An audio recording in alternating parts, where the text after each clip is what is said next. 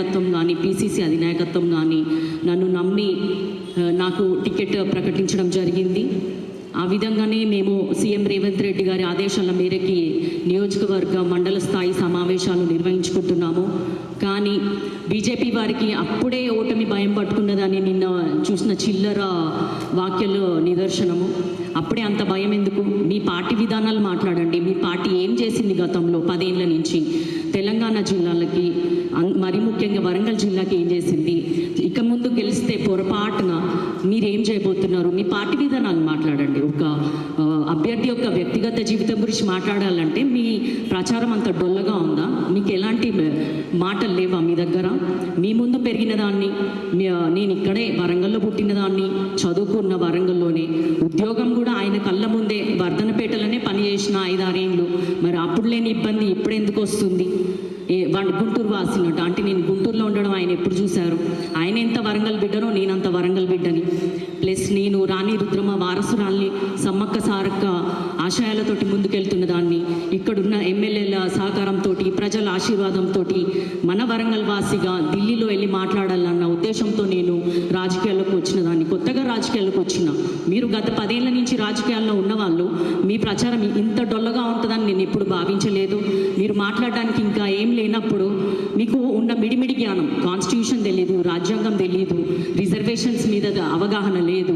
ఏదైతే మనువాదాన్ని ప్రోత్సహిస్తూ ముందుకెళ్తున్న BJP party నుంచి వచ్చిన మీ అధినాయకుడు మోడీ ఏం మాట్లాడితే ఇక్కడున్న మీ నాయకులు కూడా అదే మాట్లాడతారు. అందుకే మీరు ఆ విధంగా మాట్లాడుతున్నారు. కులము మతము ఎన్ని రోజులు వీటిని అడ్డు పెట్టుకొని మాట్లాడతారు? ముందు జనాలకి రామ మందిరం గురించి మాట్లాడేళ్ళు, తర్వాత అక్షింతలు పంచిళ్ళు మంచిదే, కానీ అభివృద్ధి ఏంది? అభివృద్ధి ఏం జరుగుతుంది? మీరు ఏం చేస్తున్నారు? ఒక అమ్మాయి, మహిళలకి అసలు రాజకీయాలు చాలా కొత్త, మహిళలు చాలా తక్కువ మంది వస్తున్నారు. ఇంత విధంగా ఆడబిడ్డని, మీ కళ్ళ ముందు పెరిగిన బిడ్డని నేను మా డాడీ చిన్నగా 94లో ఎమ్మెల్యే అయినప్పుడు 7th క్లాస్లో ఉన్న ఆయన ఉన్నాడు. ఆ ఫోటోలు కూడా ఉన్నాయి మా దగ్గర. అట్లాంటి మీ కళ్ళ ముందు పెరిగిన బిడ్డ నేను వరంగల్ వాసిని కాకుండా గుంటూరు వాసిని ఎట్లయినా.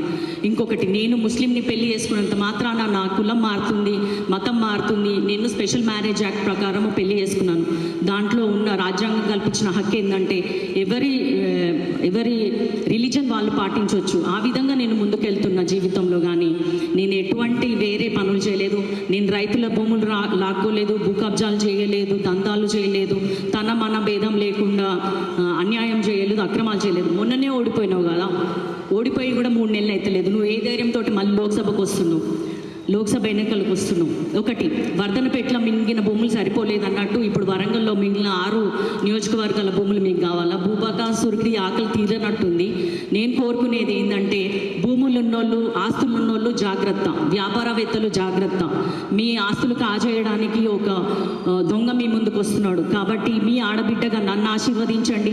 మీ అందరికీ తెలుసు, ఏదో ఒక విధంగా 35 ఏళ్ల నుంచి కడియం శ్రీహరి ఏదో విధంగా ప్రతి ఒక్కరికి తెలిసిన వ్యక్తే. ఆయన ఎవరి దగ్గర ఒక పైసా తీసుకున్నది లేదు. ఇంకొక విషయం ఏంటంటే మా మీద అవినీతి నిందలు మోపడానికి కూడా ఏం లేదు. కాబట్టి చాలా నీచంగా పర్సనల్ లైఫ్లోకి వెళ్ళి మాట్లాడుతున్నారు. నేను చూస్తున్న సోషల్ మీడియాలో కూడా పెట్టుకొని మరి డబ్బులు పెట్టి మరి ట్రోల్స్ చేస్తున్నారు. ఇవన్నీ కూడా జస్ట్ కాగితపులి వేషాలే తప్ప ఇంకేమీ లేదు. మంచి ప్రచారం ఏదైనా ఉంటే, మంచి విషయాలు ఏమైనా ఉంటే మాట్లాడండి. ఆ విధంగా మనం ప్రజల ముందుకు వెళ్దాం. కానీ వ్యక్తిగత జీవితాలతో ముందుకెళ్తే సాధించేదేం లేదు. 2వ ప్లేస్ కాదు కదా, 3వ ప్లేస్, అందులో డిపాజిట్ రాకుండా పోతారు అని మీకు అందరికీ తెలియజేస్తూ సెలవు తీసుకుంటున్నాను. Thank you.